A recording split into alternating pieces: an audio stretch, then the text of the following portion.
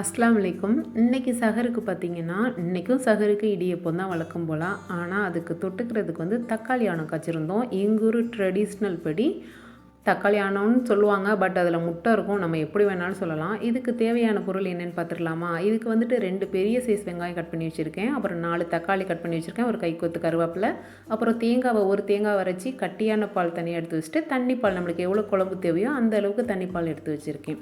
Next பார்த்திங்கன்னா, ஒரு கடாயில் நல்லெண்ணெய் ஊற்றிக்கிங்க. நல்லெண்ணெய் விட்டுட்டு அதில் சோம்பு போட்டுக்கிறேன். சோம்பு பொரிஞ்சதும் வெங்காயத்தை சேர்த்துக்கலாம். வெங்காயம், கருவேப்பிலை, தக்காளி எல்லாத்தையுமே நம்ம சேர்த்துக்கலாம்.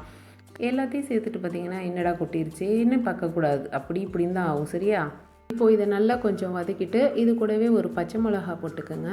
இன்றைக்கி கொஞ்சம் பார்த்திங்கன்னா வேலை கொஞ்சம் அப்படி இப்படி மறந்தாப்புல தான் போய்கிட்டு இருந்துச்சு. இப்போ ஒரு 5 மினிட்ஸ் இதை மூடி வச்சுருந்தேன். வெங்காயம் ரொம்ப வதங்கணும்னு அவசியம் இல்லை. இப்போ இது கூடவே ஒரு 2 ஸ்பூன் மிளகாத்தூள் சேர்த்துருக்கேன்.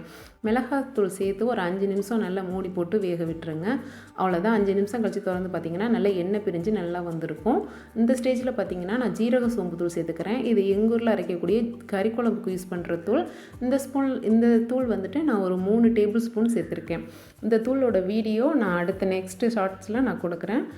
இதையும் போட்டு மிக்ஸ் பண்ண உடனே நம்ம வெயிட் பண்ண தேவையில்லை. நம்ம தண்ணியாக கரைச்சி வச்சுருக்கோம்ல, 2வதாக எடுத்த தேங்காய் பால், அதை நம்ம சேர்த்துக்கலாம். உங்களுக்கு குழம்பு எவ்வளோ தேவையோ அந்தளவுக்கு சேர்த்துக்குங்க. இந்த தக்காளி ஆணம் பார்த்திங்கன்னா தண்ணியாக தான் இருக்கும் இடியாப்பத்துக்கு.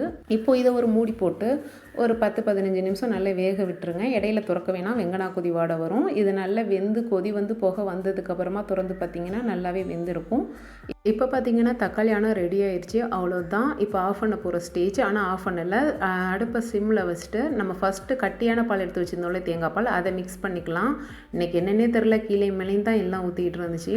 அதை மிக்ஸ் பண்ணிவிட்டு ஒரு 5 மினிட்ஸ் தான். அந்த கொதி வந்தோடனே நம்ம ஆஃப் பண்ணிடணும். நான் கொதி வந்ததும் கொஞ்சம் சிம்மில் வச்சுட்டு 2 முட்டையை இதில் ஊற்றி விட்டுக்கிட்டேன். உங்களுக்கு எத்தனை முட்டை வேணுமோ நீங்கள் எத்தனை முட்டை வேணாலும் அப்போ ஊற்றிக்கலாம். நான் 2 தான் யூஸ் பண்ணியிருக்கேன். முட்டையை ஊற்றிட்டு நல்லா ஹை ஃப்ளேமில் வச்சு ஒரு 2-3 தடவை நல்லா மிக்ஸ் பண்ணிட்டீங்க அப்படின்னா அவ்வளோதான், குழம்பு ரெடி ஆகிடுச்சு.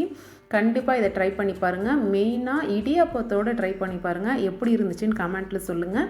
இந்த வீடியோ பிடிச்சிருந்துச்சுன்னா லைக் பண்ணுங்கள், கமெண்ட் பண்ணுங்கள். மறக்காமல் என் சேனலை சப்ஸ்கிரைப் பண்ணி